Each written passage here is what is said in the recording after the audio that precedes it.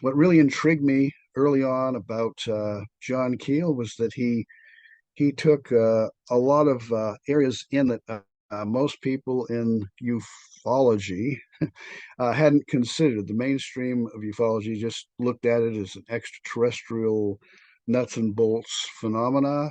He tended to view it in terms of a lot of paranormal, cryptid, spiritual, um, included a lot of things that take it, down a whole different road and a road that's certainly less traveled.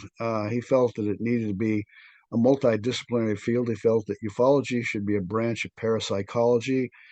He studied, in close encounters where people reported beings, and a lot of the reports of what the beings did, he felt that they were a lot like apparitions or ghosts, except it was a different frame of reference. They could walk through walls and you know, levitate, just communicate through telepathy.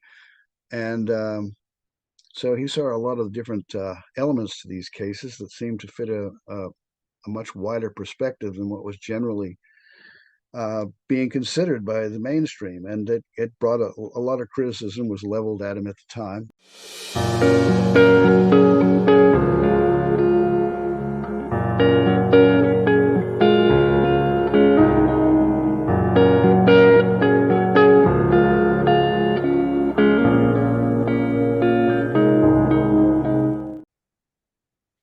Welcome to Caritas Consciousness Project. I'm Gloria Quillu, and Caritas is dedicated to promoting the evolution of consciousness as the key to individual growth and global healing.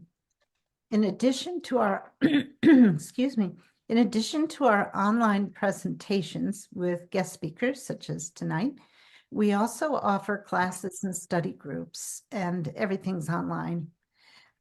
We draw from a wide assortment of both ancient wisdom and leading edge studies in science, consciousness, spirituality, and philosophy. And although we've been presenting guest speakers for 20 years now, we only began recording these presentations the end of 2020. We now have over 100 video recordings viewable through our website, caritascenter.org, and also on our YouTube channel, which is Caritas Consciousness Project. As a nonprofit organization, we do rely on the support of our members and donors to keep our program going. So if you'd like to support this program, you can make a donation or become a member on our website, caritascenter.org. And now let me introduce tonight's guest speaker. Brent Raynes has been immersed in the UFO subject since age 14, beginning in January 1967. He's editor of the monthly online magazine Alternate Perceptions, which began initially back in 1985 as a 4-page newsletter entitled Para-Ufology Forum. I love that name. I love that name, Para-Ufology Forum. He is the author of 3 books, Visitors from Hidden Realms, On the Edge of Reality, and John A. Keel, The Man, the Myths, and the Ongoing Mysteries, which is this book, which I just finished, and it blew me away. It really, really fascinated me. So welcome, John. Thank you. Welcome, Brent. Thank you for joining us tonight. I appreciate you taking the time. And Well, thank you, yeah, Gloria. I appreciate it. It's an honor, and I've been looking forward to doing an interview presentation, answering questions the best I could. So thank you for this opportunity, and I'm honored. my pleasure. I've been really looking forward to this. It's a fascinating subject, and so would you like to share your screen at this point, Brent? Sure. Let's see. Go ahead.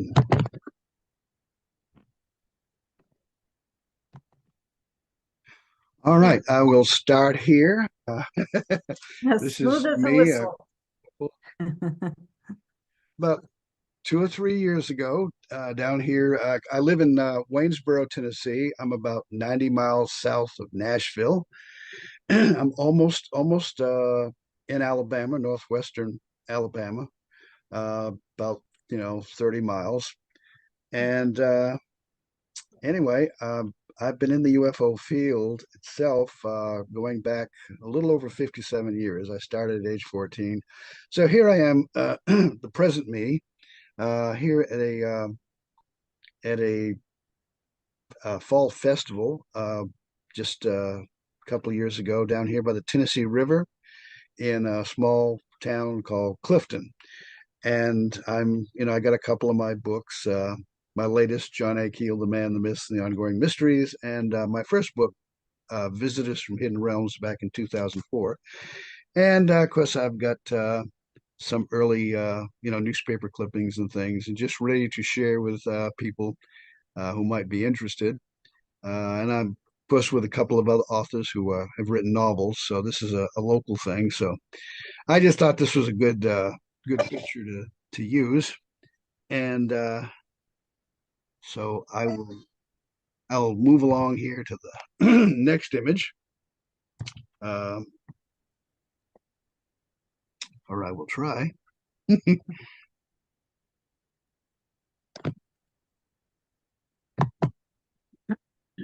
All right, here we go. Excuse me. Sorry, got a frog. Sinus drainage. um, this, as I say, I started out a long time ago, and one person who influenced me a great deal in the field was a New York journalist named John A. Keel. Some of you may remember the movie with the movie with um, you know called the Mothman Prophecies back a few years ago, dealing with John Keel. It was, of course, rather fictionalized, but he it told the story about Point Pleasant, West Virginia, during a time when he was investigating uh, the UFO phenomenon. And there were some unusual events, UFOs, and this thing called Mothman that was being seen around this community.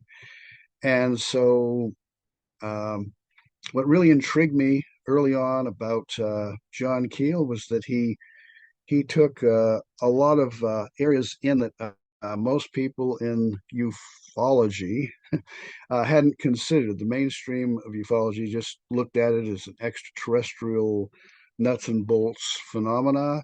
He tended to view it in terms of a lot of paranormal, cryptid, spiritual, um, included a lot of things that take it, down a whole different road, and a road that's certainly less traveled.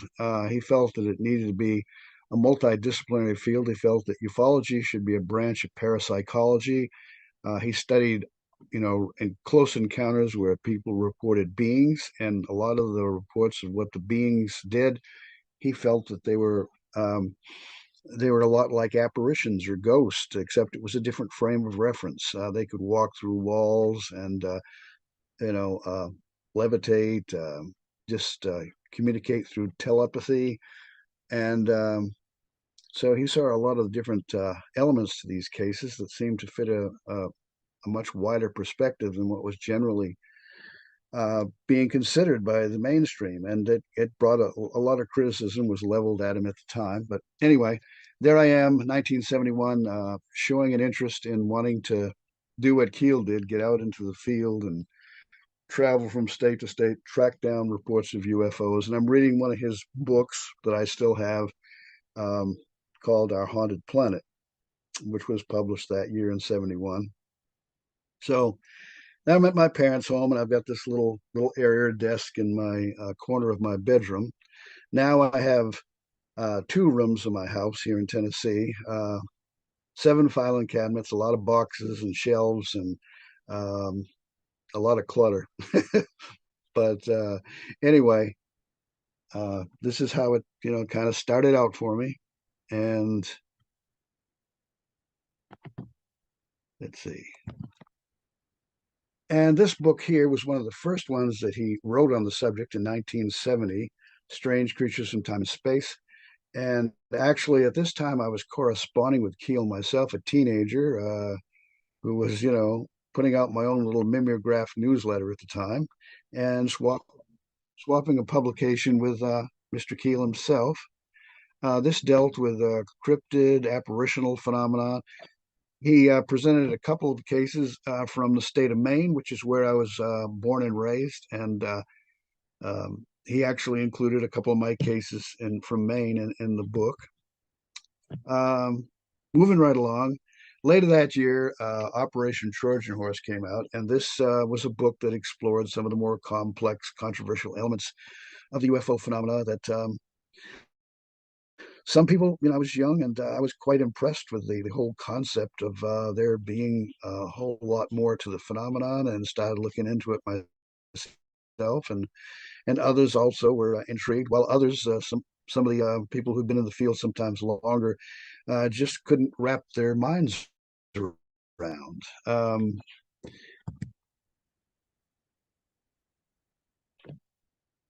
Still at a very early age, probably about 17, 1969, I got to be on the board of directors of this magazine down in St. Petersburg, Florida, called Saucer Scoop, which was pretty popular at the time. We didn't have internet back in those days, so and the printing was a little not as good as what we have today, but we managed to put out some pretty good materials. I've underlined the part where I was the main branch person for representing the state of Maine on the board of directors. A well-known number of well-known investigators were on the board at that time.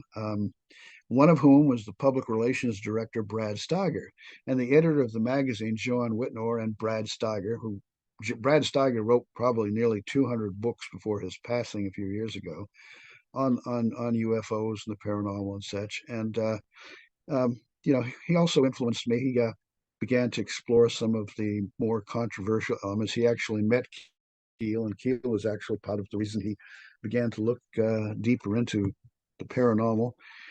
I engaged in quite a correspondence with Keel beginning in 1969. He was actually writing articles for Saucer School. I was on the board, and I began to read his articles, thinking, man, this is very, very interesting. And this is the first letter I got from him in 1969. Interestingly, I'll throw this in there. In 2010, I was working with some paranormal and doing some paranormal investigations with a couple of guys from the Nashville area. One of them was a Brett Oldham. I didn't know it at the time, but he seemed to have some genuine psychic ability, and he was doing EVP work.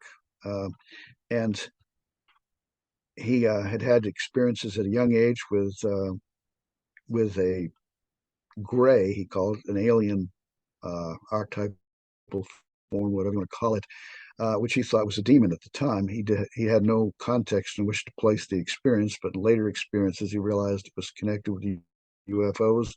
He also had an experience at age 5 with a ghost, and that continues to this day. And later I learned that he was actually an UFO experiencer. And when I first met him in 2010, he didn't confide in me initially, but he came to share his information. I worked with him on doing EVP work, and we were working on an instance where we actually got. Would you just tell what EVP is? Electronic voice Phenomena, yes. Phenomena. I'm sorry, I forgot. thought it was assumed. The last word. Yeah, electronic voice phenomena. Do you want to explain what that is? Yeah, sometimes people have reported things coming through radios, even telephones. There's a book D. Scott Rogo wrote back in late 60s, maybe early 70s, called Phone Calls from the Dead. And some other people have been researching that as well. And I've met some people who, in fact, one person who was included in that book, who actually claimed that they received, a phone call from someone they had known who passed on and called them and just wanted to, carry on a brief conversation. And you know, Gloria, you and I were just talking the other night about uh, Dan Drazen, who produced a Mhm. documentary called Calling Earth, and he went around the country and in different parts of the world, uh, gathering video testimony from people and some of the audio where some people recorded voices of people that they had known who had passed on. And so anyway, working with Brett Oldham in 2010, a number of times we got John Keel, and he had already passed away the year before. And so this was something I was kind of hoping for, but I didn't initially say that's what I wanted, but it happened that way. And while we were on one investigation where people had reported, one person reported what he thought was a Bigfoot encounter, Brett was asking, you know, Keel, since we had heard from him at this on this particular occasion, um, can you tell us something about Bigfoot? And instead of saying Bigfoot, we got a voice that said, a male voice that said monsters. And if you look at the down the third paragraph, you'll see that he said, I have written another book on encyclopedia of quotation monsters. He liked to use the word back then monsters instead of cryptids. And in fact, that book that I had showed earlier, uh, I'll flip back there, that he wrote in 1970, the first book,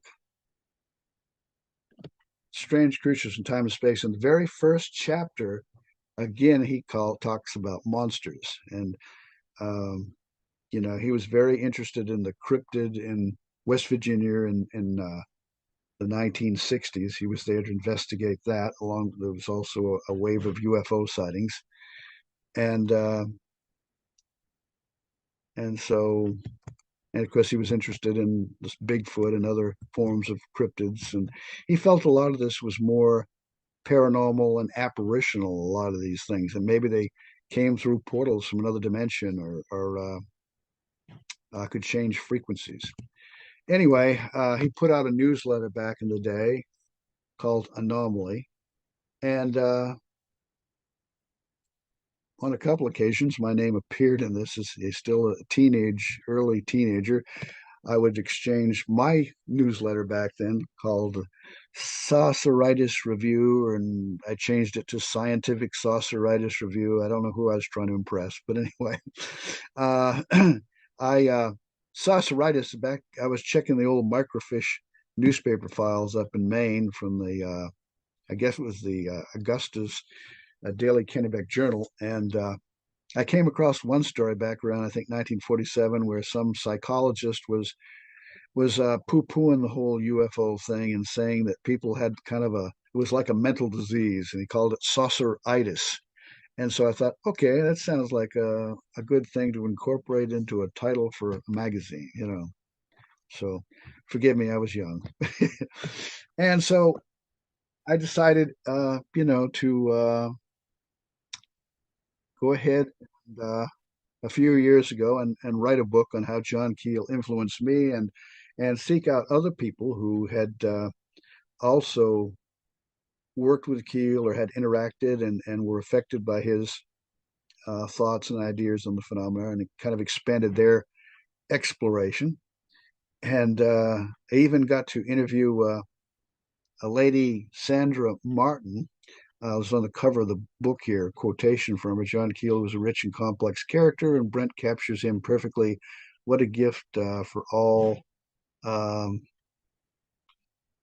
all John Keel fans, and for those who will be introduced to him by the book. And so it was very interesting to talk with her. And he was also a magician, and he could. In fact, when he was very young, he wanted to be a stage magician, but that interest in doing magic, never left him. But he also began at a very early age to write a newspaper column, in his area of New York, and it was called. Um, oh, let's see. Anyway, let's see. It was the Perry Herald, and it was scraping the keel. He had a good sense of humor. However, at age 17, he decided to hitchhike to New York City to make his.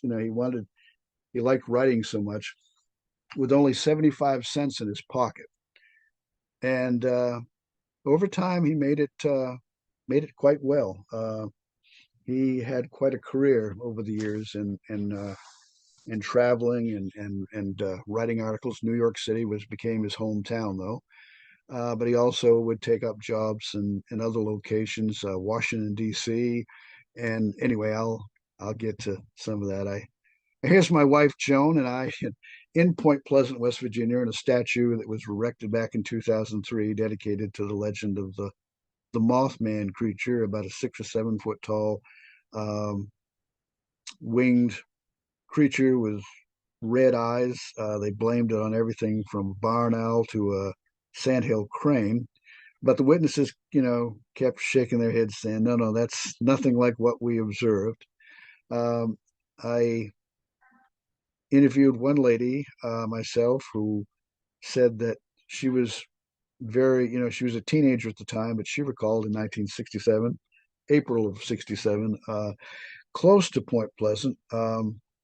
She was up on a hill and observed a UFO, and at one point it was very close, and a winged creature either flew by it and made itself known, or else it came out of it. She wasn't sure, but she observed this large, 10-foot tall, looked like to her, um, flying off toward an area nearby that had a bunch of trees, to which she lost sight of it at that point.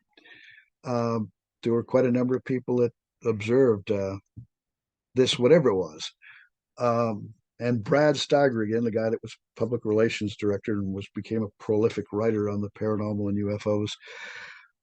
Here's a book he wrote that influenced me in 1971, The Aquarian Revelations, and this was in Keel's Anomaly back in the fall of 71.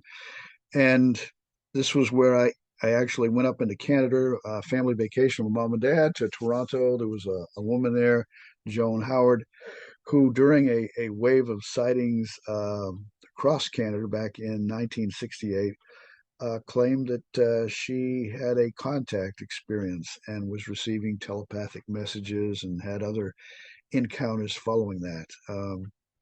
It was, as I say, this was during an active period. And so this was my introduction to the world of studying contact experiences. Um, as you saw, I was in 1971 wanting to travel across the country. But after I got out of high school, I was drafted into the military. I had an option to go into the Navy. So I took that. And one of my correspondents, Ramona Hebner here, UFO researcher, investigator, Bigfoot hunter here in Brooksville, Florida. I was with her, took this picture. Husband Dwayne, backside. We're about to look into a cave and see what we can see if we find any traces of footprints or anything. We didn't, but there've been a lot of reports of Bigfoot and in this area, and also it was a very active UFO area, Brooksville. There was even a man named John Reeves who claimed he had encountered a UFO that had landed and a being came out and uh, there was a bright flash. He thought maybe the being had snapped his picture, and well, it was a high strange case, and then the being jumped in the craft and took off, but they were landing pod marks, footprints, and I visited the man myself. He had created a large wooden replica of this saucer uh, behind his home, and he was uh, very open about it. I set myself and a friend corresponded with a couple of counselors who had interviewed him early on, and they felt that something indeed had happened to the man, that he was genuine. Um, And Ramona herself was an experiencer. I thought while I was in the Navy for 2 years, assigned to a destroyer escort, went to Vietnam, went to the Red Sea, got to see the world, and I ended up home ported in Mayport, Florida. And I remembered a correspondent, which is Ramona, who I had been in touch with a year before, who said that she'd had a close encounter and afterwards had poltergeist experiences in her home. And there was also later on, it evolved into these beings appearing in the home. And she'd also contacted John Keel for advice about how to handle it because her son, who was 13 during the UFO sighting, he was there, and um, he began to have experiences and was quite disturbed by it. She had said nothing to him and wanted his advice on how to approach him and explain how to explain what was happening, to her young son. So I remembered we had corresponded, and the she had a PO box in Jacksonville Beach, and I uh, wrote to her, and I, wanted to get, since I was so close, it was just a few miles down the beach, and it turned out that she was actually living on base. Her husband was in the Navy too, so we got to know each other quite well, and went on some investigations. She had a friend over near New Orleans. There was a abduction case of two men in Pascagoula, Mississippi, in October of 1973, October 11th, 1973. I flew over there one weekend and got with this ufologist in New Orleans, and he drove me over to Pascagoula and met the two men and visited the site where it happened. Of course, it's now a very popular classic case of an alien abduction. And here's Dr. Berthold Schwartz, an eminent psychiatrist in Montclair, New Jersey, who Ramona put me in touch with. He was really he had written an article for a medical journal uh, back in the late '60s that was on um, telling about some patients he had that had these stories of UFO encounters. He was actually into parapsychology, and this was going to be his swan song on the UFO thing. But he got a lot of publicity with this article. Um, it was on a popular, ended up being on a popular reported on a popular Chicago radio broadcast. It got John Keel's attention, and John Keel contacted him and put him in touch with other people in the UFO field, and said there's a lot of parapsychological phenomena. We could use a person of your caliber, your background, to include the UFO syndrome in with your studies. And so this inspired Dr. Schwartz, and I got to, meet him on a couple occasions. In fact, he came to Maine to help me with a case that I had up there back in 1975, 76. And and my report and his report on the case, along with another investigator in Maine, Shirley Fickett. It was all included in articles for the England's Flying Saucer Review, and all these different articles that he wrote and that I wrote and Shirley wrote became incorporated into a book about 1983 called UFO Dynamics.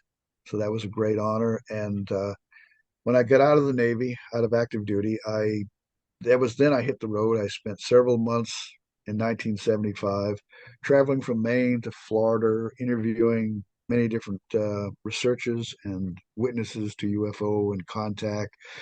And quite a journey. And Dr. Schwartz, I was in extensive correspondence with him, and he would direct me to certain doorsteps along the way. I should go and visit this person and that person, and it was quite interesting.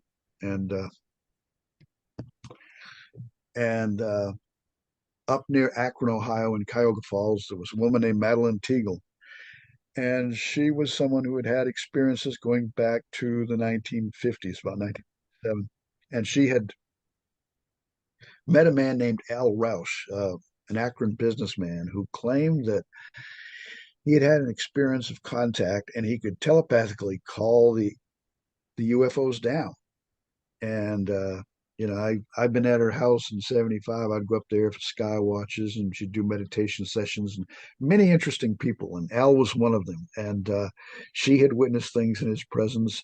Larry Moyers, a well-known investigator out of Akron for the Mutual UFO Network, he had been present when Al Roush was able to manifest inexplicable light phenomena. In one case, these three football shaped transparent lights hovering inside a bush, which he dove into. But as soon as he did, they just vanished.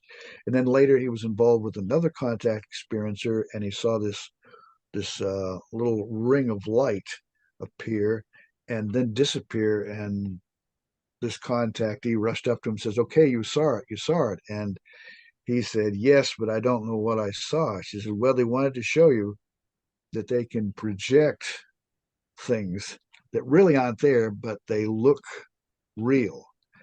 And he realized that what this was like holographic projections. And he said that this woman was wanted by researchers at the University of Chicago. They wanted to study her, but she didn't want all the publicity. But she did hang around with Madeline, along with Al Rouse, quite a bit, and other contact experiences. So I really enjoyed getting to meet these people and hearing their stories. Earl Neff, he was an Ohio contact, also from that area up near Cleveland, Ohio.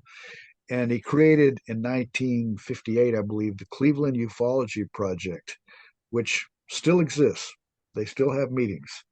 Um, and he was a sociologist. In 1966 he retired, and he wanted to go full time into the UFO thing. He'd been interested in it a number of years, and I wrote to him in 1971, and he told me that he was very skeptical of these stories, and but he'd have them on radio shows he'd do, and he said he'd give them enough rope to hang themselves.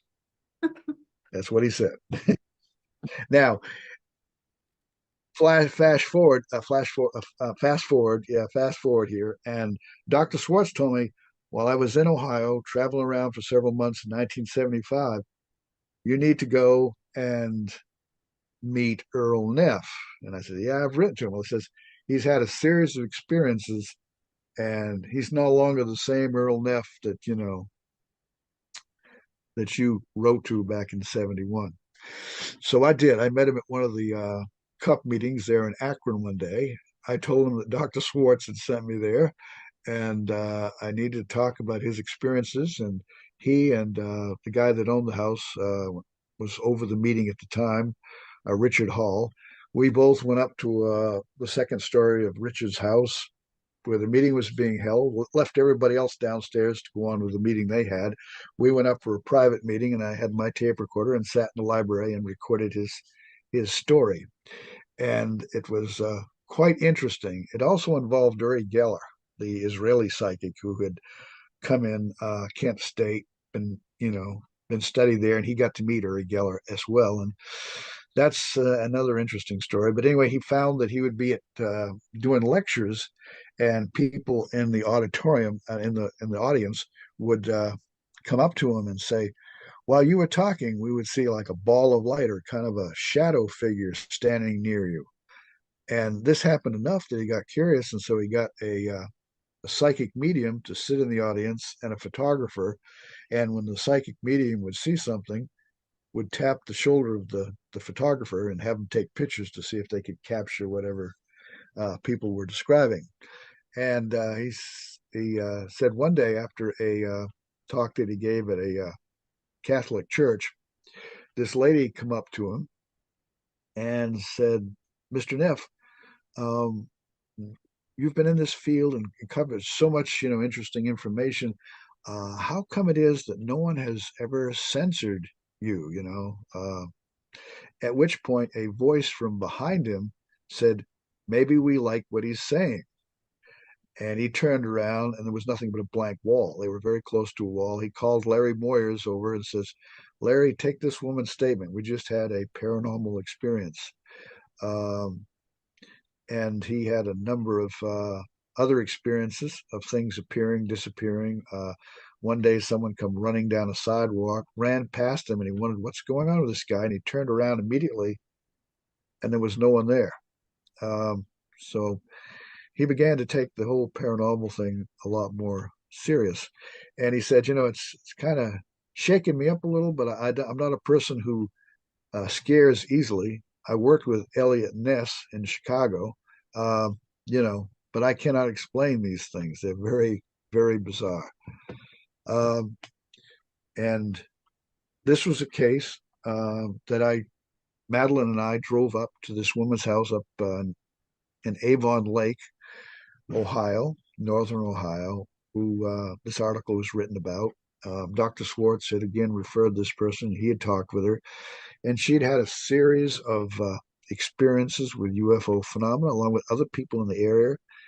And um, she had actually, it gets into the high strange as Hynek called it. The gentleman, the Dr. Jalen Hynek, who was the astronomical consultant for years for the Air Force on a lot of phenomena.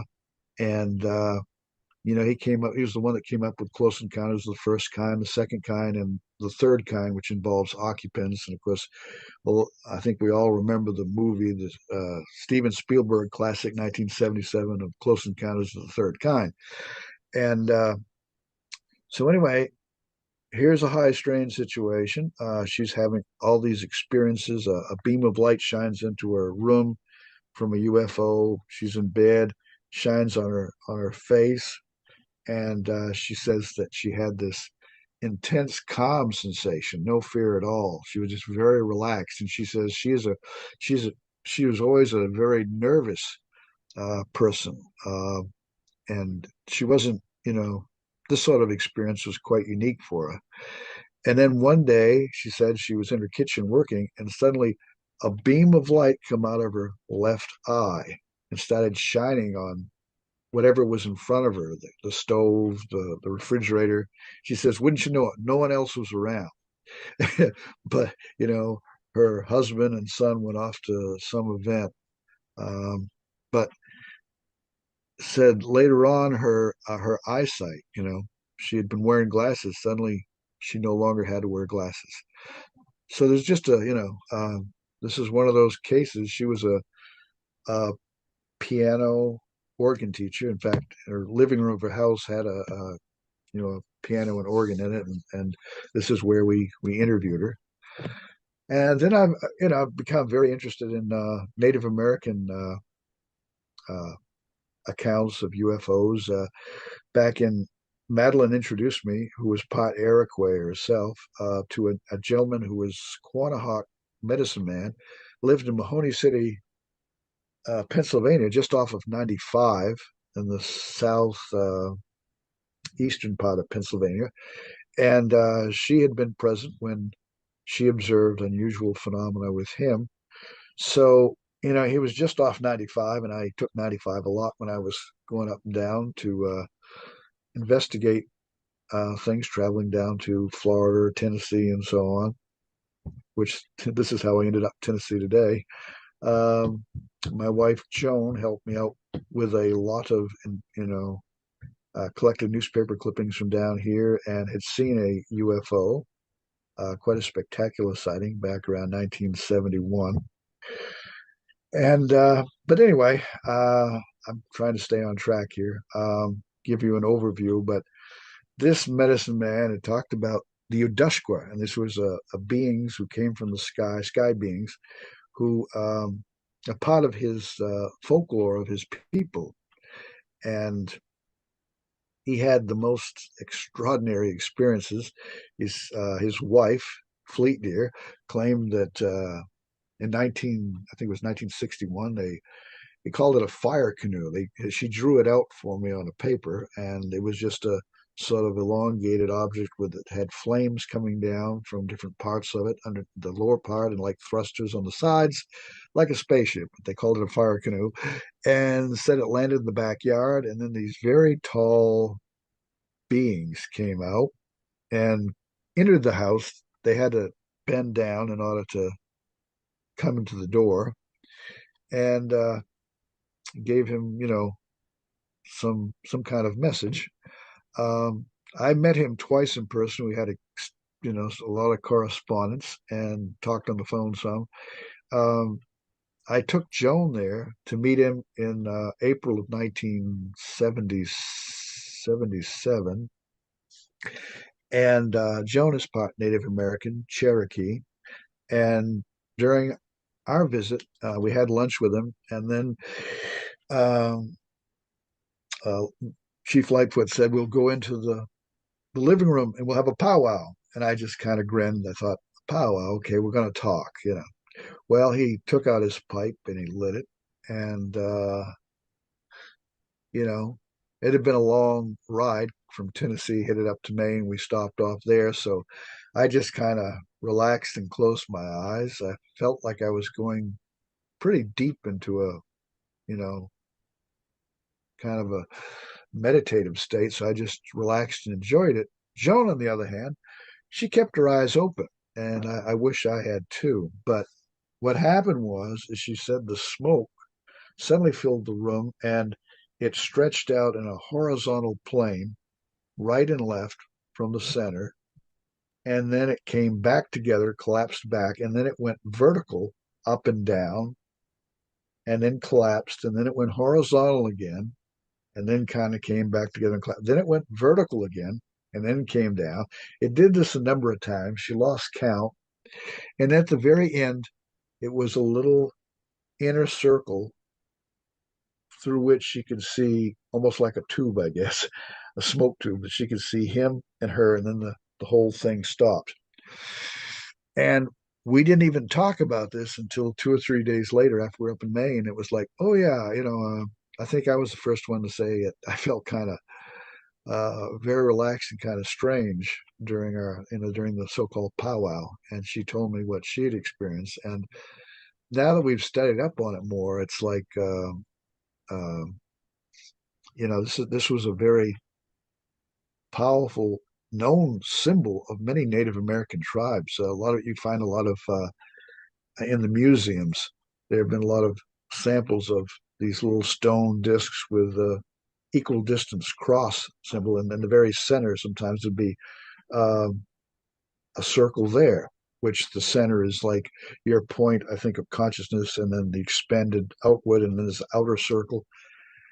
Um, I think that's kind of what we went back to Madeline and talked with her, and she says, "Oh, that's his balanced way or balanced cross." And she said that I believe that something told Joan. I believe that he passed on something to you. I know he's trying to pass on things to other people. So that was kind of our experience there with a medicine man back then in the 70s, and here's Joan. As we were about to leave, and there's Chief Lightfoot and his wife Fleet Deer, and my wife in the middle. Um, and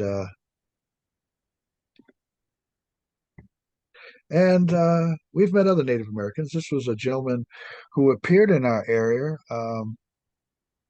named John Thunder, a full-blood Apache uh, Native American who was a professional artist. But he also had some stories about being out in Hopi land out in Arizona and seeing a UFO and having other unusual experiences. He would always say the Hopi brothers believe in the star people, and whenever you're in their area, he says strange things happen. And we took him up to, or in the Nashville area. I had a friend who did a radio program weekly, I think. And so we scheduled to bring him up so he could tell some of his stories on the air. And he was he enjoyed talking on the radio so much and appreciated what we had done that afterwards he donated this artwork that he had done. So I guess that's me and Joan in the front seat, and there he is in the back seat, traveling in front of the full moon. Yeah, and a Thunderbird, right? Okay. So now this is a little different. This is a. I thought I would go ahead and the high strange to me is where it's at. It involves a full spectrum of different elements that have largely, for many years, been ignored by the nuts and bolts mainstream. But really, there's so much more to this. And it involves the paranormal, and you could say the cryptids. And a lot of times, the parapsychologists, a lot of them don't want anything to do with the UFOs. And the cryptid people don't want anything to do with UFOs. And a lot of the UFO people don't want anything to do with cryptids and the paranormal. But there's just so many areas that need to be further explored. This is Katie Page when she was um, about 16, 17. Her and her sister, both teenagers at the time, knew a family in Colorado where all these high strange events were happening. And I have a friend, a researcher back years ago, Peter Jordan, who heard these stories. There was Dr. Alio Sprinkle, a psychologist from the University of Wyoming, and two other investigators who were, one was an anthropologist, another one was a guy in physics, and they wrote some articles in the late 1960s about this site, a series of articles for the Aerial Phenomena Research Organization, the APRO Bulletin, out of Tucson, Arizona. And Peter told me he tried his darndest to locate where the site was. And thanks to this lady here, telling her story at an early age, she didn't know that all this research was going on. And, the site was unknown to outsiders. As much, we only knew that it was in Colorado. So anyway, I interviewed her and did a YouTube interview. And you can, of course, go to my YouTube page and, of course, hear more. But here's one of the stories she told. For super late at night or even early in the early hours of the morning, and the adults were playing board games in the front of the ranch house. The three boys and my sister and I was the youngest of the kids. We went up and we were hanging out in the boys' bedroom when that humming sound started up. And we were like, uh-oh, because that was sort of a precursor to other strange things happening. And sure enough, all the electricity in the house went out. And in the boys' in the window was in the front of the ranch house, and it was like the brightest light I had ever seen, brighter than the sun, coming through that window.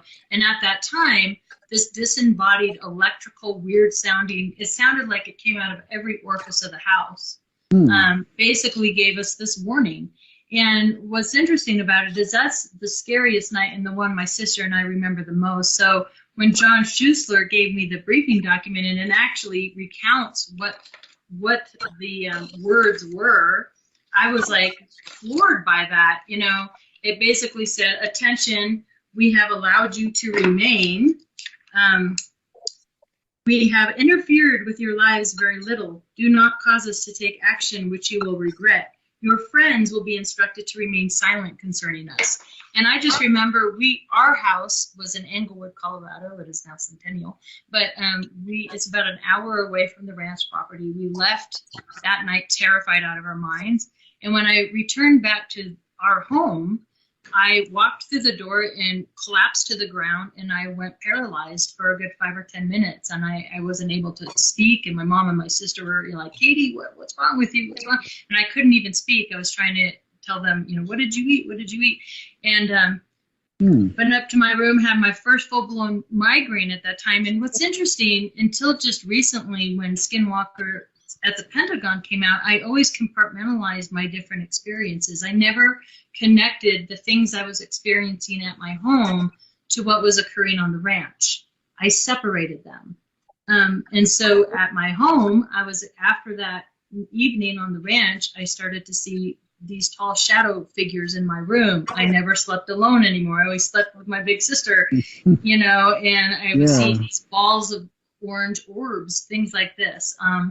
So it wasn't until they reported other people like at Skinwalker Ranch and other high strangeness locations, and there's several across the country, that the other people were experiencing these same things. I was like, oh my goodness, maybe they're connected. Yeah. Yeah, and then the final thing that I experienced was in the daytime. I was with the youngest son and my mom's boyfriend at the time, and we were in this pickup truck with the hound dogs driving around so in the back of the ranch house they had ponderosa pines, and we were driving through the trees, through the ponderosa pines, and I don't remember why, but we all got out of the truck. Again, it wasn't the humming noise, but it was like a bee sound noise, and we looked back, and the tree line was this box like this with lights on it emitting this noise, and I just remember being yelled at to get back in the truck, get back in the truck, get back in the truck. There's the box. So we're hustling to get back in the truck, and we look back into the tree line, and the box was just gone. And I didn't talk about this for years because it just sounds so bizarre, like who's gonna, a box disappearing. But when I heard that the sheriff, Bill Law, experienced the same thing, and then this was experienced too at Skinwalker Ranch and also with Trey Hudson down south with these strange box type activity. I was like, okay, I'll talk about it now. Yeah. So that's just a few things that were super late at night or even in the early hours of the morning, and the adults were playing board games in the front of the ranch house. The three boys and my sister and I was the youngest of the. Okay, that started to repeat that. So anyway, here's another person here. This is Barbara Fisher, Athens, Ohio. Only about 30 miles or so from Point Pleasant, West Virginia. And so she lives very close. It seems Athens is another very hot spot of activity. And she even, finding John Keel was for her quite helpful for her to begin to understand her experiences and appreciate that others were going through these very similar things. And so she also, after I'd first got in contact with her, we were sharing communications. She started her own podcast called 6 Degrees of John Keel, which she did with her daughter as well. So I've been on her show. I've interviewed her myself on my own, done my own YouTube with her as well. And so she shared two really intriguing stories. And I just thought this would add a whole different dimension to a presentation to be able to include not only you see the person, but you hear their story, get kind of an overview of some of the high strange things that happen to them. So here's number one. There's two of them here. We always figured they were like ping pong ball sized. And it came up and it lit very brightly and then went off, and then it lit again, and it looked like a white moth inside of the light, like it was coming out of the moth, but it was still this globe-like thing, like it was self-contained light. It did not go any farther than the shape, but there was no structure to it. And, I'm still singing, and Dave was like, keep singing, and I did, and it blinked off, and it blinked back on again, and it was at eye level at that point. With both of us, it was kind of between us and about 5 feet away from us. I felt like it was right in my face. I don't think it actually was, but that was the feeling that I got. And when it flashed on that time, it was a little naked lady with wings that looked like the white moth. But she was all orange because the light was orange. So the moth, even though the wings we could tell were white, looked orange. So, I stopped singing because I just wasn't even breathing. I just had, I had a long note and then was like, and it just stopped. There was no more singing. And Dave reached out and he got a hold of my arm, and we just stared. And I didn't hear words, but I felt this communication, and it said, you don't know what we are. We can be whatever we want. We can look like what we want. And then she, turned off again, and then the light came on again and was just a ball of. Okay, and here's the second one. Let's see. But we were sitting up on one of the hills above the house, and she was smoking a cigarette, and we were both facing the house looking down at the trees in the house, and there's 3 apple trees. It was late summer, and there were 3 figures sort of skipping, dancing around it, but they were see-through and not at the same time. Like they would shift from being see-through completely to almost solid, and they'd phase in and out, and their movement was strange, and I don't even know how to explain it, except it would go from being very smooth and being kind of jerky, like cheap animation, where they don't, have that many animation cells, so the movement isn't as fluid. It'll have some stops and starts in it, and it would go back and forth between that. Kind of like jerky pixels, yeah. Huh. And I'm watching this. I'm not saying anything because I'm like, she probably doesn't see it that, but she was really cool and had a really good, straight face. I'm pretty stone-faced too, but she's even better at it than I was.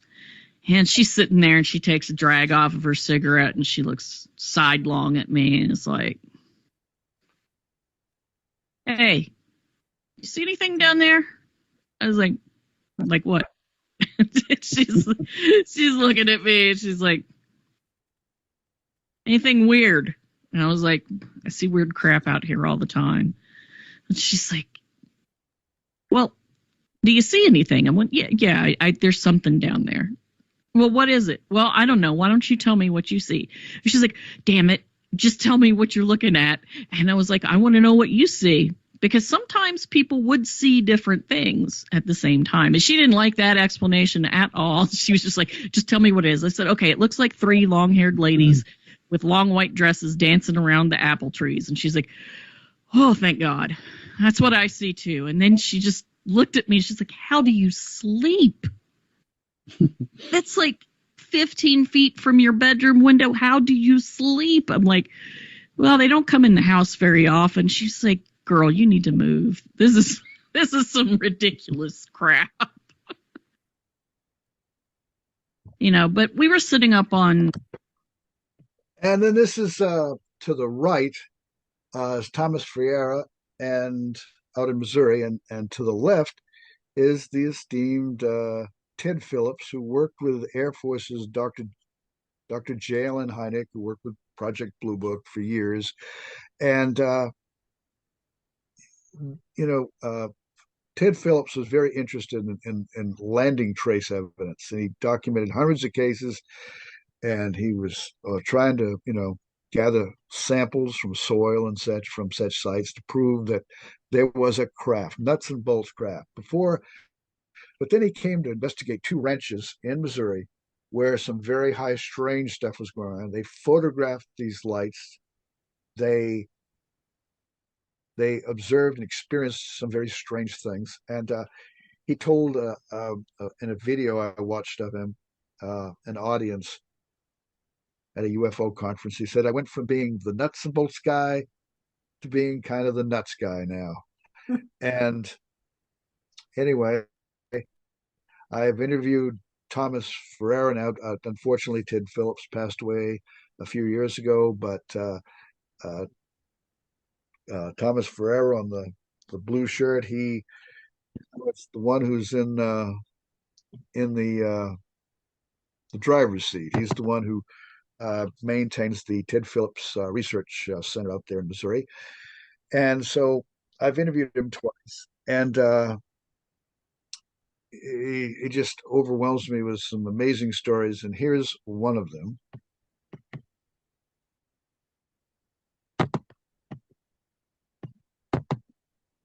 And we've had an abduction out there at one time, we believe, the only known abduction in Marley.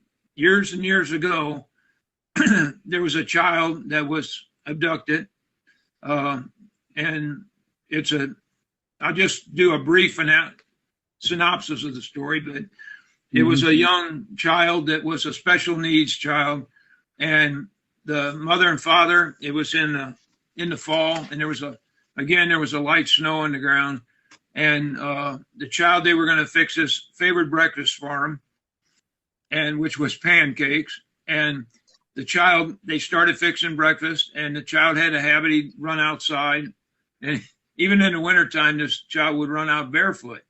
And but anyway, he runs out the door. Mom and dad, they fix the breakfast, and they call for him. Can't find the child. And because of his nature of the child's special needs, they actually got the police involved. They were scared to death that he got somehow to the pond. Maybe he got in the pond and drowned or froze. And but the unique thing was his tracks there again went out of the front of the house on the sidewalk and terminated, just ended his barefoot tracks. Now, the rest of the story to this is about 2 weeks later, I believe it was 2 weeks, Mom and dad's in the kitchen, and they're still not over this, of course, and there's a knock on the door, and they go open the door, and here's the child coming up to the door, runs in and wants to know where breakfast is. There's no detrimental, no frostbite. Wow. The kid looks like the day he left. So how do you explain that? It was as if to this child, he had been out there 5-10 minutes and came back. In reality, in their timeline, it was a couple weeks. So, Wow. there again, we believe it was a dimensional aspect of this, that he either slipped into a portal or something. But he had no story, he had nothing to say about his experience. He had none as far as just coming back. And we've had an abduction out there. Okay, that is repeating that story again. And so now I'll stop the share because that was the last one. So It's interesting that so, you have no memory. yeah, it's and if it wasn't for the fact that they had such, even Jacques Vallée, the famous French scientist who has worked with Dr. Hynek, he came down there. Bigelow from Las Vegas came there. There were a lot of people who really became involved in this, that in the Marley Woods case, as they call it there, 2 ranches in Missouri, where all this was going on. And they observed the lights themselves and other phenomena. And in one instance, Ted Phillips and this Thomas Ferraro saw this bright light up on a hillside, and they went to investigate it. They drove up, and there was a rancher who was standing outside. He was observing it too. And they got up on the hill. They couldn't see it. And yet the rancher told him later, I could clearly see it. It was still there. And you guys were right up near it. And yet they couldn't see it. And there's been a number of reports like that. And all I can think of is maybe this was some sort of like a bright ball of light. And maybe the frequency is different from where their position was than the other observer. But recently I was at a spook light site down in a place in Alabama, not far from here, about 35 miles. It's Cloverdale, outside of Florence in northwestern Alabama. February 23rd, 24th, and 25th, Friday through Sunday, ourselves and other observers observed all around a little after 9 o'clock, these lights. They looked like they were close to a cell phone tower about a mile away. And it was all within the same area of the sky. and these lights would be there for 5 seconds, maybe 25 seconds, then disappear. At one time, there were three of them that were videotaped. This radiologist was there, and he videotaped. We got about, you know, I've looked at 22 minutes of raw footage, and there was different segments where the lights would appear, and we don't know what they were. We had one of the team members go over to a field on the Sunday night while I was there, and this was just before they stopped appearing. But while uh, the lead guy, Ray Wyatt Cox, who actually wrote a book about the Cloverdale lights, because this has been going on for years, decades. Um, the This guy went there. He said it was an open field, clear visibility, 360, and while on three occasions we were seeing the lights from our perspective, he couldn't see them from over there, kind of like the Marley Woods thing in Missouri. Um, you know, again, was it why did that happen? And and there's some really strange cases of that. Some suggest maybe portals. I don't know. Anyway, Yeah, I have a bunch of questions I'd like to ask if you would answer them. sure. Could you talk a little bit about the Men in Black phenomenon? And they're often described as walking stiffly without bending their knees and in unison. And I'm wondering, are they robots that people see? Are they robots? Well, yeah, there are some strange cases involving the so-called Men in Black. A lot of They, them. well, they some of them appear to. John Keel told me early on to actually be people who were contactees who maybe were under control, mental contact or something, and taking the role of being that. Some of them, I don't know, but I know this one professor of folklore who got interested in the Men in Black phenomena, and he recently wrote to me, so I'm hoping to find out more because I included the story in my John Keel book. But according to him, back a few decades back, early in his when he was studying before he became a professor, PhD in mythology and folklore, he was in this college library, and someone had given him a book to read on UFOs, and he said suddenly this man just plopped down at the table in front of him and asked him what he was reading. And he says, "Oh, I'm reading a book on UFOs." And he says, "What do you think of it?" "Oh, not too much. I just checking it out. He wanted me to read it, you know." And the guy got upset and says, "This is you're not impressed with the book?" He says, This is the most this is important. the most." He said, "This is the most important subject in the world, and you're not interested." And he got up and he stormed away. And he said that, he thought, man. And then he noticed it was very quiet in the library. And he went up, walked around to the front desk and all, and there was no one else around. It was deserted. And he said, just before that, there was a hustle bustle of people. And there was a lady back in the 1970s over in England who called this the Oz effect. And it's been widely reported. And and he's sitting there for a while, and he's kind of, it really shook him up. And then after a while, um, the noise came back, and there was suddenly people, and everything was returned back to its normal stage.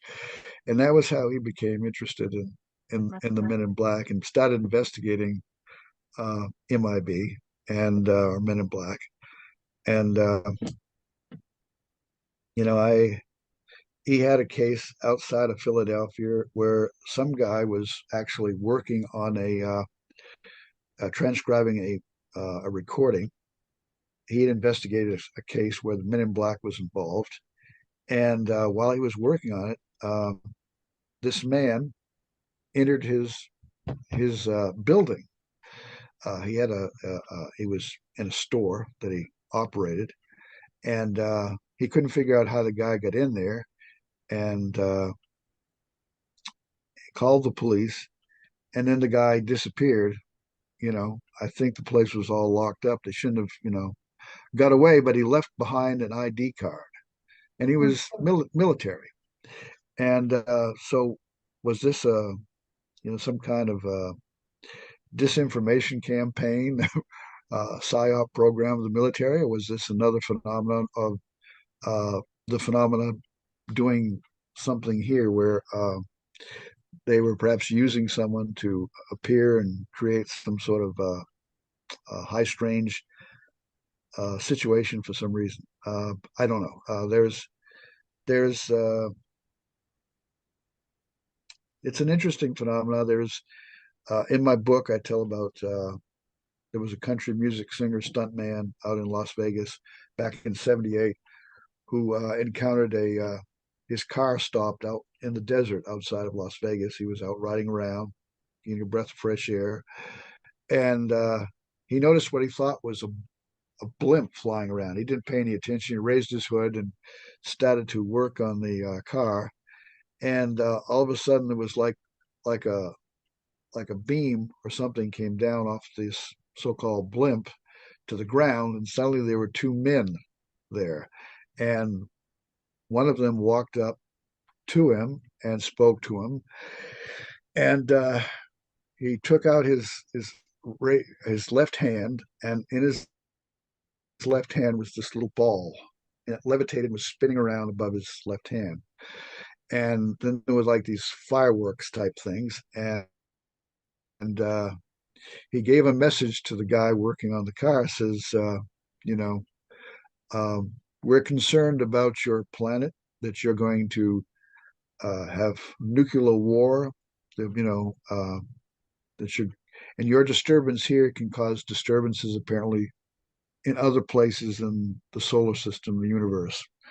And so this ball became like uh, and it also changed size too as he was observing it. And there were these explosions like on it, and it was like some sort of demonstration. And then the guy walked away, and so he was telling some investigators later who wanted to know more about what happened to him and what he saw. And suddenly, these two men came into the room and told him those beings he saw were from what I think is called the dog star Sirius. And everybody was like startled, who are you? Where'd you come from? And then they left and they rushed out. And usually the corridor was very busy with people. There was nobody else there. And they ran to the door where they had gone out of the parking lot, and they didn't see them, and the parking lot was empty, which was very rare. Um, so, there was a lady in had an experience in New Jersey. Her and her daughter, they went into a theater. It's a very busy city that she lived in. They went in to watch a movie at a cinema, and they came out. And it was like the whole theater was deserted. The parking lot was deserted, and wondering where's all the people. And then her daughter looks up and sees a kind of a delta wing shaped craft overhead. And then there's like an orb that comes off of it, flies around, and then returns back to the craft. And I thought, okay, I'm hearing this quite a bit, this Oz effect, and I need to, uh, study this more. And I think this is significant because I've heard other stories. And that very same day, a guy who's been in the field for years, he writes to me and says, not knowing anything about this, my decision, I got to investigate this, writes and says that I've had this very unusual experience. This is a couple of days later. Turns out it was that very day I decided to investigate this kind of stuff. And he was returning home with his son, and he was about to pull into his driveway, and suddenly he found himself in another location. And the people that had been around walking down the sidewalk and such, all of a sudden it seemed like there were there was nobody else around. And so I thought, okay, this is quite a coincidence. You know, when is a coincidence just a coincidence? And then when is it something trying to tell you something, you know? And I've had some of those happen where, you know, it would be It's very like different. it's like they transcend the space-time, dimension. Yeah, And they can but appear. but they but they feel that they're still in the same place. And it looks like the same place, but all the people are missing. And Yeah, then suddenly they're back and there's all the people again. It's very yeah. strange. And that's happened in a number of, you know, the UFO close encounters and MIB entity cases. And it just adds to the high strangeness. Yeah. So, you know, Hynek couldn't explain all of them as just close encounter of this kind, that kind, so on. Sometimes he just had to throw up his arms and say, high strange. And I know my wife doesn't like that term, but, you know, Yeah. anyway, In your book, there are also a lot of cases where when people were in the presence of whatever it was, an alien or a spirit or whoever, that they would become paralyzed, temporarily paralyzed. yeah. And And that's interesting too. yeah, and a lot of times they wouldn't come out of the paralyzed state until the being or the UFO had, you know, departed. Yeah, And it actually happened to me once. Yeah. I I don't know what I was seeing, but it was a figure. It was just a kind of a grayish figure, and I couldn't speak or move. I, I wasn't afraid, but I couldn't move or speak until it was gone. yeah, And it's a very strange kind of thing, and then And some, as soon as it disappeared, I was totally normal. yeah, yeah. I've heard a lot of descriptions like that, and sometimes uh, you'd have like a, a married couple, and suddenly one of them awakes and they're drawn to a bright light out the window, and they go and they see a UFO and try as much as they can to wake up their partner in bed, and they sleep through the whole thing, and so finally they're just, you know, and then there's instances where people um, will, uh, for example, this one woman described up in Chicago seeing this light orb, and she put her hand up in front of her face, in front of the object, and yet she could see through her hand, see the object. A guy in 1957, in another case I was reading about, he um, was a biology student and a young biology student, and he was out collecting different samples in nature and saw this ball of fire or whatever to go die, come out of the sky and land in a bush. So he reached down in the bush, and when he did, his hand disappeared temporarily. He pulled it out, and you could see his hand, but it had a burning sensation. A guy in Brazil claimed a beam of light hit the top of his car, and his roof disappeared. And he got out of his car and ran down the road, and then fainted for a while. Came to, and then the UFO was gone. Everything was back to normal.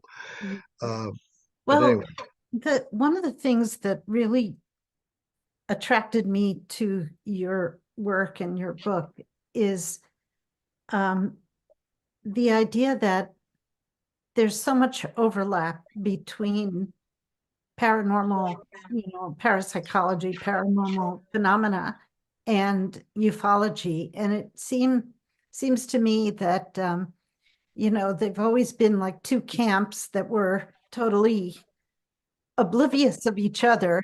And if you suggested to one that there could be some of the other, they would just they were not able to process that at all. No, And I've always felt there was a lot of overlap, and so that was one of the things that I found very interesting in John Keel's work and as well as yours. And yeah, others. John Keel, we all stand on the shoulders of previous researchers, John Keel, Jacques Vallée, Brad Steiger, they all noticed these things. It was really John Keel, though, that really introduced me to it. I corresponded with him beginning in '69, and he called them ultra terrestrials. He thought maybe they were more Earth based Mhm. because of all this unusual ground level activity, and maybe they weren't extraterrestrial at all. Although he hadn't completely dismissed it, and actually, he was thinking extraterrestrial in 1966 when he decided to embark in a full-time study of the phenomena. He went to Washington, D.C., and he talked to a gentleman at the Pentagon. And the guy at the Pentagon told him he did an interview for about 2 hours with the guy because he was going to write a big magazine article up about UFOs. And the guy at the Pentagon told him, "Oh, there's nothing to it, Mr. Keel. We've studied it. This, it's a dead end subject. There's nothing to this UFOs." And Keel told him, "Well, I've seen one myself." And this seemed to worry the guy a little. And he went, Hmm. he got a phone call, went and talked to somebody on the phone, and they came back. And, you know, uh, soon the interview was over. And, but then Keel decided that he was going to travel through 20 different states, which is where I got the idea too. uh, and he went, he found West Virginia very active, also out on Long Island. And so he, in 1966, 67, there was a lot of reports out there. And so he traveled through 20 different states, interviewing people. And in West Virginia, he actually uh, sat on hilltops, sometimes by himself, sometimes with local newspaper lady Mary Hyre, and had observed unexplained phenomena. One night, Mary Hyre had just left him, and soon afterwards, he's sitting in his car listening to a Long John Nebel radio show out of New York City, which was sort of an early version of like Art Bell years later. Uh, and he was eating a candy bar, and all of a sudden, this uh, craft that he couldn't identify flew by his car and landed down in a ravine. And he locked the doors, and he said, "I was used to being out a lot in isolated areas, but after seeing that, he said I was genuinely, scared." And the next day, he brought some local police and officers up to look the area over, and they had a Geiger counter. They detected nothing. They didn't find anything, but there was one of the police cars. The radio was turned off, but all of a sudden there was this weird sound that came out of it. And one of the officers said, "I heard that sound once before when I was interviewing these teenagers that claimed they had seen this strange winged creature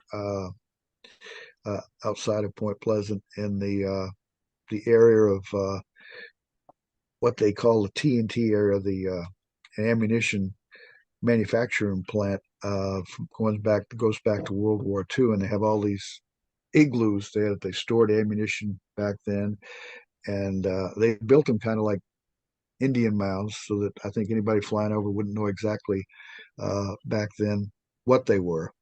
But this is where a lot of the outbreak first happened. It seems that really got any notice was these four teenagers seeing this red-eyed creature that chased after their car as they're driving down Route 2 going to Point Pleasant. And when they got there, they went to the police station and very shaken up and said that they had seen this thing pursuing their automobile.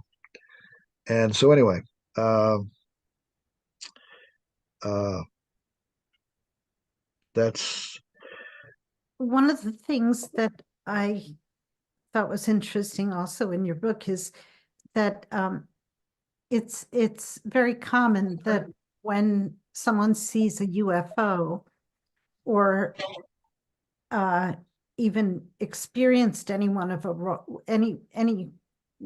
any phenomena, paranormal phenomena, I guess, that their chances of further experiences outside consensus reality shoot up. That's a quote from your book.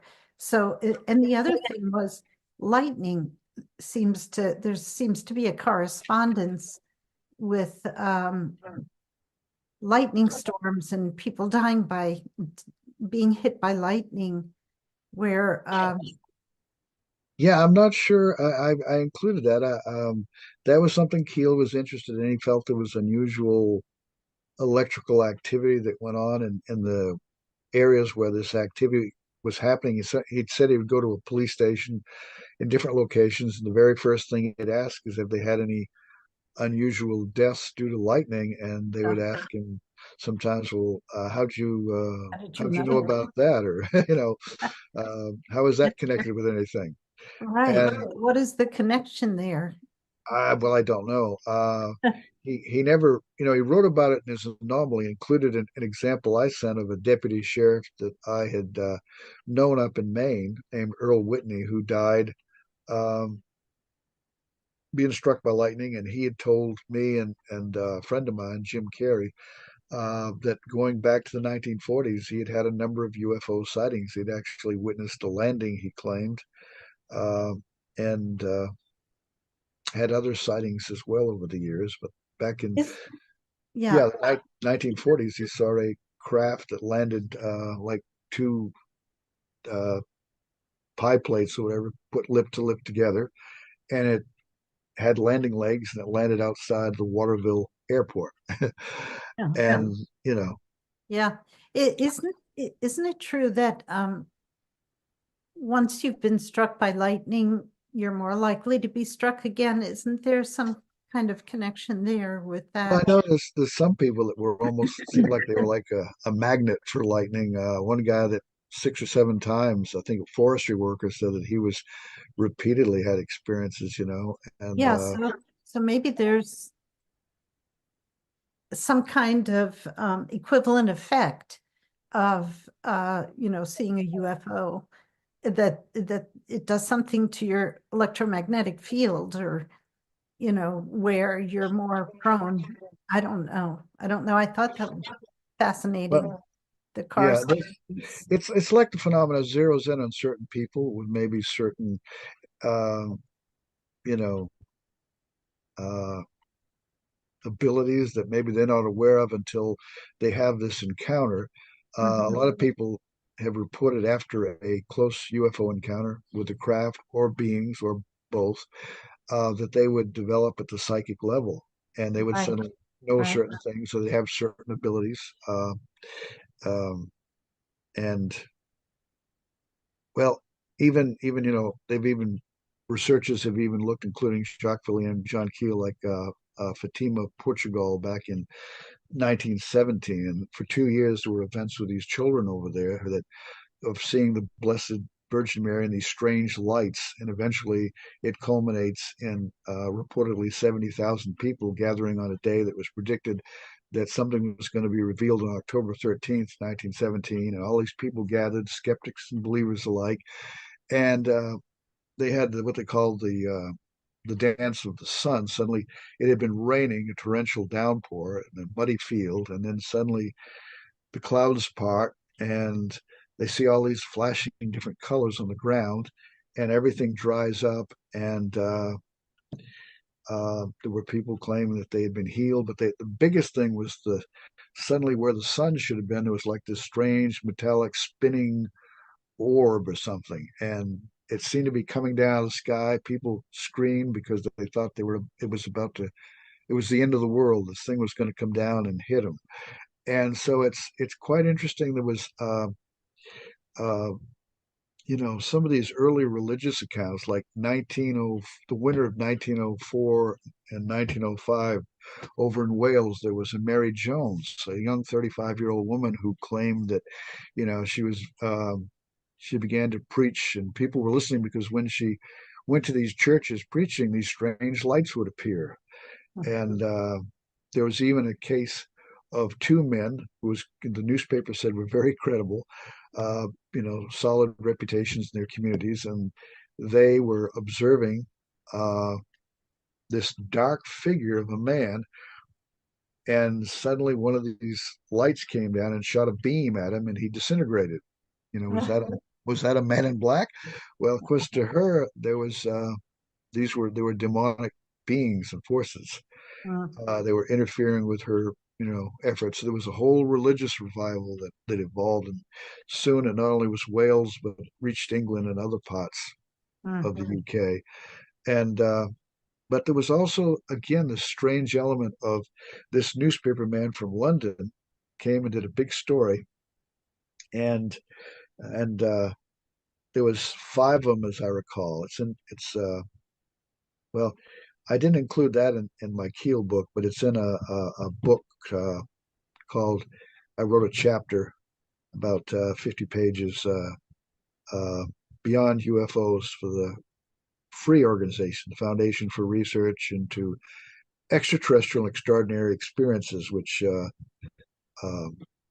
studied about 3,000 different contact cases. And so I got involved with, trying to assist with it. And when they came out with the book, I included a chapter, detailing things that I had noticed or come across. And this is something Keel also wrote about, was the subjective UFO elements. There were these five people outside walking with this Mary Hire going to a church event. They sometimes saw these lights together, and there were other times when walking together, only this reporter and this Mary Jones could see the lights, and the other people swore they couldn't. Why? What? Now, there's a study being done by Gary Nolan of Nolan Lab, along with Christopher Kit Green, formerly with the CIA, who was studying, who was kind of watching over the remote viewing program of Stanford Research Institute back in 72 and 73 and so on. He's still interested in the paranormal because of what he witnessed back then with Uri Geller and others, and wondered what made these people different from the regular Joe. And they've done MRIs. They've got like 100 of different experiences, and there seems to be more nerve endings in a certain part of the brain with the experiences than with the people who say they don't have experiences. And so I was in touch briefly with Gary Nolan when I first heard about this back in 2018, after he and both men had done a talk at Harvard at some presentation. So I was very curious, because a lot of other people started bugging him too. And so he did tell me that they were going to put it all in a journal. And I recently, a few months ago, I listened to him talking about it again on a podcast, and he said that the person, whoever was sponsoring this, didn't want them to do the journal article just yet. So here it is, years later, and I'm waiting on pins and needles for to see what they have to say on this. There's things that go on in the human consciousness, the brain, that it's more than just objects. These people are interacting on a psychic levels with these phenomena, and it's there's something very curious going on. It's now Carl Jung, the late great Swiss psychologist, he was interested in UFOs. He tried to apply his archetypes of the collective unconscious theory to the phenomena, although he was puzzled by radar sightings and military pilots and so on seeing these things. And but he said that maybe there was a phenomenon he called psychoid, and he wrote about this in his book, Flying Saucers and Modern Myth of Things Seen in the Sky, which I believe was published in 1959, just like 3 years before his passing. And he said that he was in a seance environment. There was a psychic medium. There were 4 people who were trying to draw his attention to this moon-shaped orb over the medium's, hovering over the medium's abdomen. They said they could clearly see it, And Young, try as he best he could not see Yeah, this and they orb, you know. couldn't see it. And there's people that have had encounters with UFOs. Now, Dr. Hynek years ago was talking Jacques Vallée in a book. They had all kinds of transcripts. They were talking about the phenomena, and this was in 1975 when the book came out, On the Edge of Reality, which was a title I used one time too. And anyway, Hynek said, now with people see apparitions, and it's very compelling accounts, but with apparitions, sometimes one person sees it and another person can't. So it's kind of a subjective thing. But Yes. that's not the way it is with UFOs, he said, because when UFOs are seen, someone else down the road will see it. And that's where I have a problem with the way that Hynek said that. And I don't know, he got more into the paranormal in later years and he might have realized his mistake, but that's not always the case. There is this, people see these lights, and some see them, some don't. Right. Uh, and it's kind of like apparitions too. Now there may be physical effects. Certainly, that's been reported. Some people having burns, some people having cuts, scratches. I mean, there are cases where ghosts reportedly scratch people and stuff. Keel wrote Keel wrote in 1970. Keel said in 1970 that ghost aliens, what's the difference? He felt that ufology should be a branch of parapsychology. It would be better addressed. Uh, but that was heresy in the minds of a lot of people in ufology. Right. And Brent, Janet Lee has had her hand up for a while. You have a question, Janet Lee? You've got to unmute. Let's see. There. Okay. When I was 13, or maybe I was younger. Anyway, I was always visited my aunt and uncle up in Hardington, Nebraska, on their farm. My dad was the only one out of 7 kids that didn't stay on the farm, and I'm a farmer. I love the farm, so I would go in the summertime and stay on my different uncles and aunts' farms. But this one, we were up in Hardington. It was, in the 50s. And then there was no light pollution at all, especially up there. Okay. And we were coming home from being in town on Saturday night where they sell their eggs and things like that. Farmers used to, I just love those times. And I used to ride a horse down the lane to get their mail. And there was the trees were over the road, right? And so we had just crossed the bridge by the creek, and we're under the trees, and this bright light just, almost blew us away. And we never talked about it until Jim and I got married, we'd gone to the military, we'd come home. My aunt and uncle had retired, came back to Lincoln, Nebraska. And they called me one day and said, you should come because Billy's going to be there. Billy was the other nephew that used to come from Detroit, and we had more fun on the farm. But anyway, Billy's going to be here. And so we were sitting in their backyard, visiting, having a barbecue. And Billy said, this has been a strange year in Detroit. We've had a lot of UFO sightings. And we all looked at each other and said, do you remember when? That's the first time we'd ever thought about it, talked about it. It's interesting how they can wipe your memory, and there's a lot more stories after that, that happened over the years for me. But it's just amazing. And Gloria, did you ever go up to Leo Sprinkle's meetings in Laramie when No. Oh my gosh. No. And I love synchronicity because we got moved out here, and it wasn't long after we moved here, and we learned about Leo Sprinkle, a professor up at Laramie. Yeah, I think Brent mentions him in the book, Leo Sprinkle. I corresponded Leo? with him quite extensively, and in fact, he directed me to a support group for experiences of contact phenomena, close encounters, out of Washington State back in the 70s, and I was involved, and I had represented Tennessee along with another guy up in Murfreesboro for people who wanted to come to us and share their experience and not be ridiculed.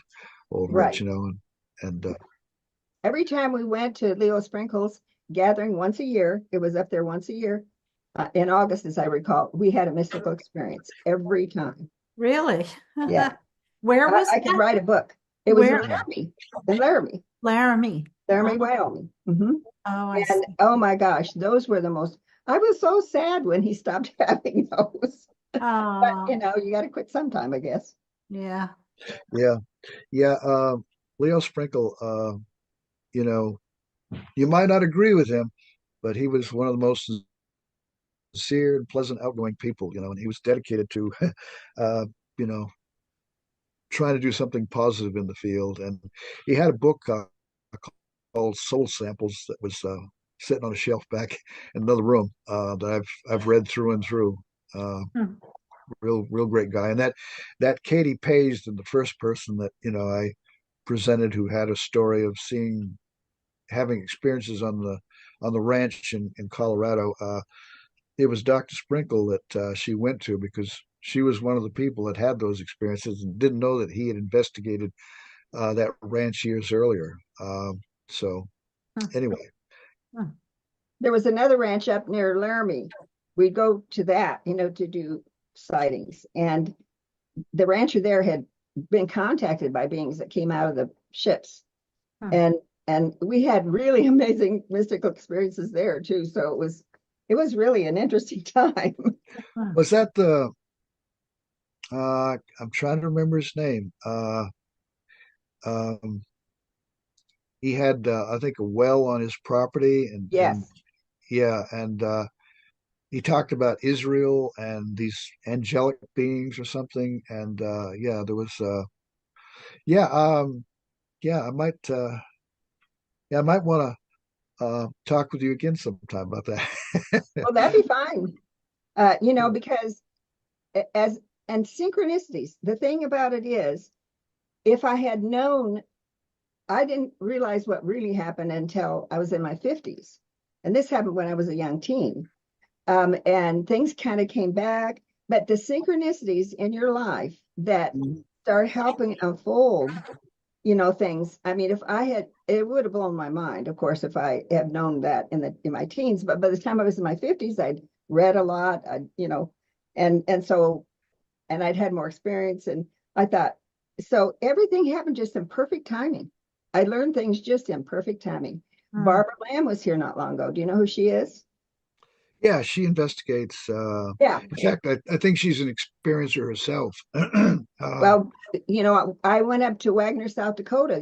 That's not far from where my uncle's ranch was. They had that first, the Native Americans had their first gathering about the UFOs. I can't remember what they call it, but Star Knowledge, the Starliner. They had the first Yeah. Star Knowledge conference up there. So I thought, I got to go back. A friend went with me. We had missing time on the way up there.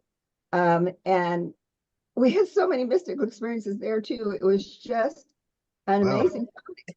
I mean, I just, and that's where I met Barbara Lamb. So then I told her a little bit about my experience, and she said she had her RV there. She said, "Can I regress you?" And I said, "Yeah, nobody's done that." So we did that, and then later at Laramie, she came to speak, and she saw Jim and I, and she said, "Oh my gosh, I want to talk to you guys." So she filmed because we had learned more by that time, and so she filmed us. And then she was here in Boulder, not maybe 2 or 3 years ago. And I couldn't believe it. She remembered me. It's like, but she said I was the first one she regressed. And I didn't know that then, so it's just neat how the Yeah. synchronicities come Yeah. together, and yeah, you put your story together. Wow. Isn't that something? Brent, Gary Trujillo, was asking in the chat, I wonder whether Brent might have thoughts on the phenomena and investigations happening on the Skinwalker Ranch in Utah that have been the subject of a History Channel series. Yeah, that's I've got the George Knapp's two books, Skinwalker, that he co-wrote on the Skinwalker Ranch, and it's very very interesting. I'd also recommend some of these other what Keel called window locations, active high strangeness areas, including the San Luis Valley in Colorado. Mhm. I way back to 1970, I corresponded with one of the first group of people headed by Tom Adams out of Paris, Texas, who they would journey up there and come across the most incredible accounts. That was one of the cases, the Snippy horse, that started the whole mutilation, cattle mutilation thing, whatever that is. What was the truth of that? I never could Well, understand that. yeah, they just felt that that the the death of the horse was just there was UFO activity in the area. The Lewis family felt that they owned the horse, felt that it was possibly UFO related. There was some unusual like burns on the ground, and then the carcass was looked unusual the way it was killed and laying on the ground. There was so it was written up. There was, I remember Coral Lorenzen of the Aerial Phenomena Research Organization, the head of APRO out in Tucson, Arizona, actually thought that it was possibly UFO connected. So Tom Adams and some of his team went up there to investigate. There was a lot of UFO paranormal activity. In fact, one night, Tom wasn't there for this, but three or four of his members, I think it was four, Gary Massey and Stan Ferguson, somebody else, the Lewis family had a cabin that they could stay in up on this hill. And, you know, something tried to get in the cabin one night and shook on the door and jumped up on the roof and ran back and forth. And one of them wanted to go out and confront it, and the other two or three didn't think that was a good idea. But in the morning when they went out, there were these large three-toed prints, and they could not identify what caused them, but there were stories of strange beings, even the skinwalker type thing being seen there, and But what is the UFOs, and skinwalker? I'm not familiar with that. I mean, you reference oh it, well, but I don't know what it is. yeah, Skinwalker. there's we when we were out there, my wife and I, there was a lady whose grandmother had been a full-blooded Apache, and she taught her about the uh, the powers of a medicine woman and tried to help her learn the skills. And uh, among the Navajo, there's some of them claim they shapeshift and become like this, um, like a wolf or something, and they take on animal appearance. Some of them, anthropologists say it's just someone dressing up that way, But she was telling us stories where she claimed a couple of encounters with it. It was definitely kind of a spirit manifestation attacking her, and told a story about she lived right off Route 66 outside Albuquerque, and said that there was two men that she knew that were driving down at 50 miles an hour, and this being was running alongside their car.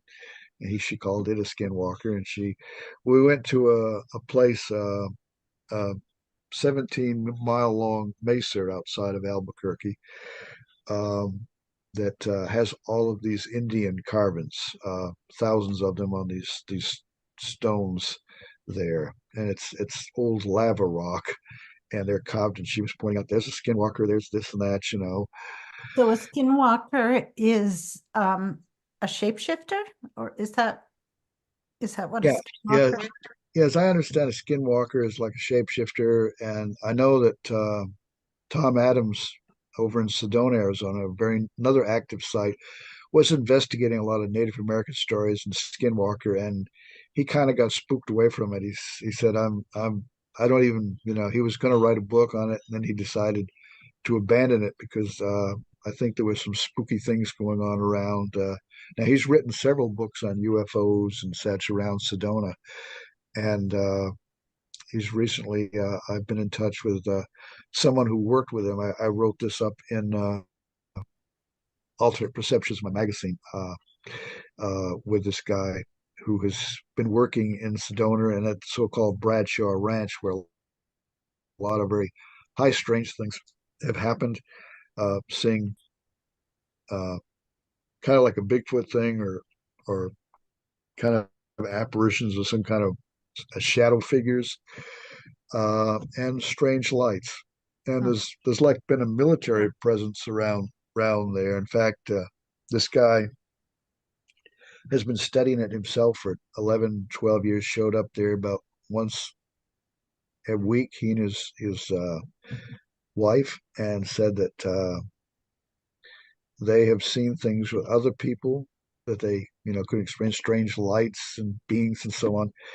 And, you know, even, and he found that there were other areas nearby that also had high strange things going on, about 4 or 5 other areas. And he said he stumbled on one and was approached by two military people who told him not to share this location with anyone else, and they made him sign a paper. He said a non-disclosure. However, he didn't tell him he knew of other sites, so he's still studying those. But yeah, and there's another thing that happens. I've been hearing more about people who have these experiences sometimes develop these real bad headaches, and suddenly they start having blinding headaches afterwards. That's not always the case, but it seems to affect some people, in a very negative way there. Yeah. I know that. Could we talk a little bit about elementals? Would you define, explain their connection with UFOs? I always use that term for, fairies and leprechauns and, Yeah. and you use it a little bit more narrowly. Well, Keel would talk about ultra-terrestrials, or earth-based beings, but he also called them elementals. And yeah, they were, Jacques Vallée wrote a book the year before, that came out the year before Keel's book did, that caused him a lot of headaches, controversy with a lot of the people in the UFO community, because he called it Passport to Magonia.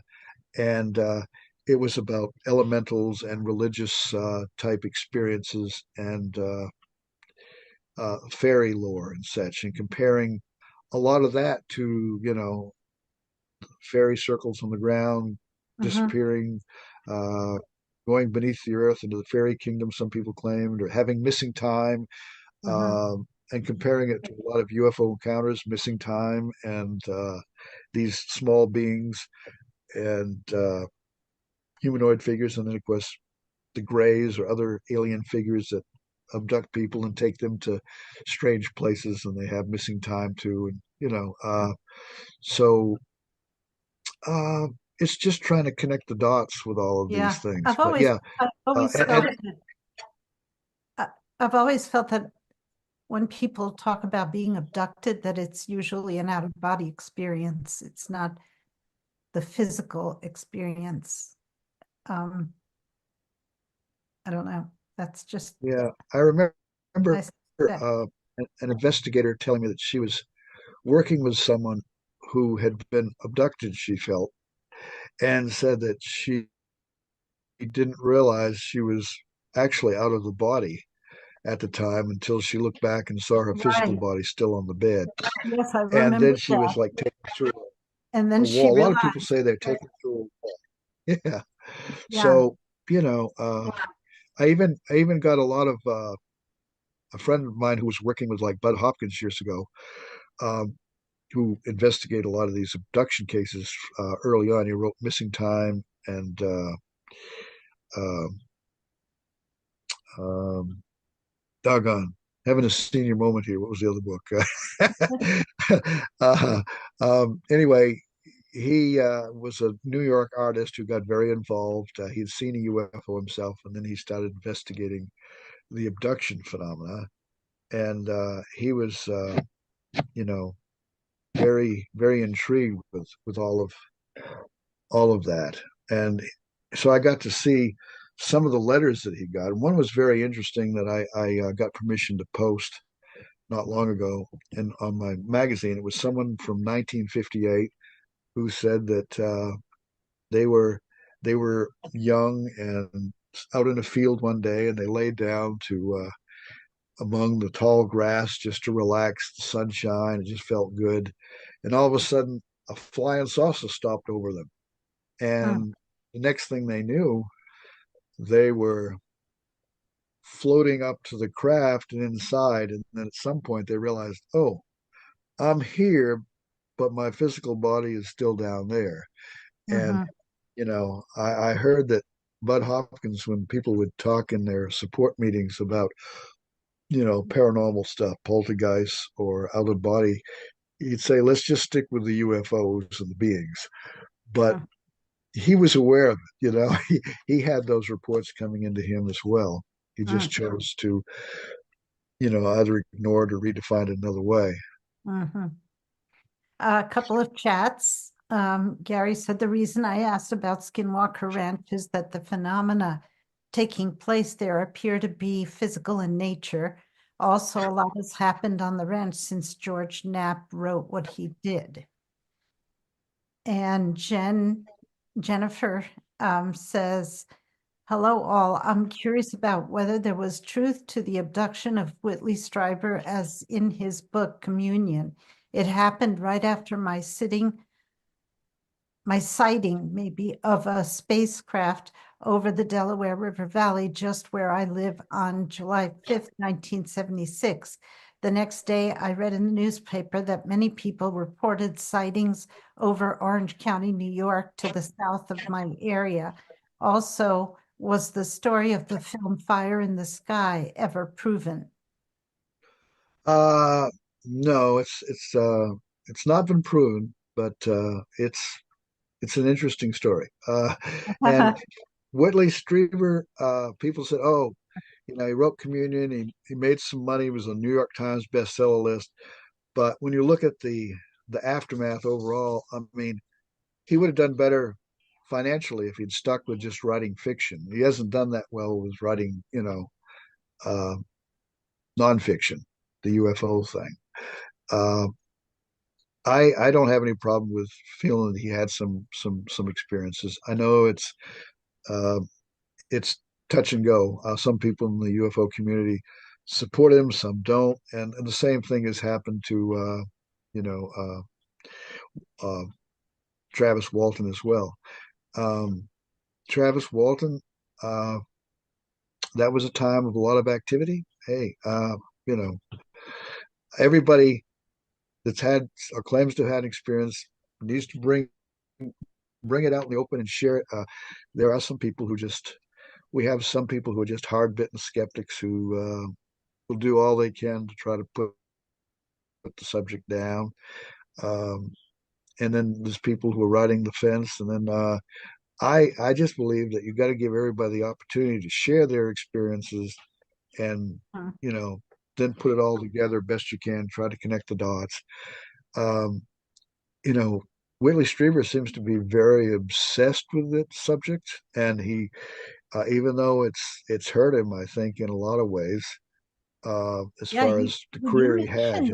you mentioned that phenomena in your book, that phenomenon of some people who, when they have some kind of encounter, that they get kind of obsessive after that. They get, it changes their personality, and they get kind of fanatical.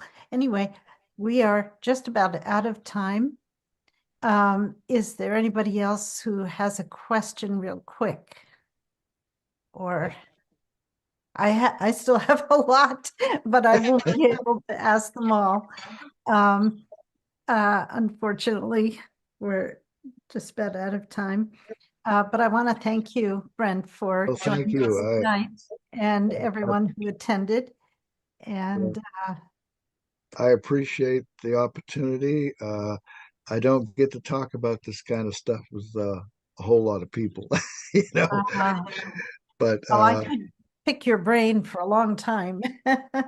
But yeah, the book is absolutely riveting. I thought it was such a page turner. So many things that I would love to ask about. So since we can't, I'll just recommend that everybody read it because it really is fascinating. Well, All right. maybe we can have him back. Can we have him back? We could at some point, yes. Sure, yeah. And then we can schedule something else. All right. Well, thanks so much, everybody, and Thank see you, you everybody. next time. Bye.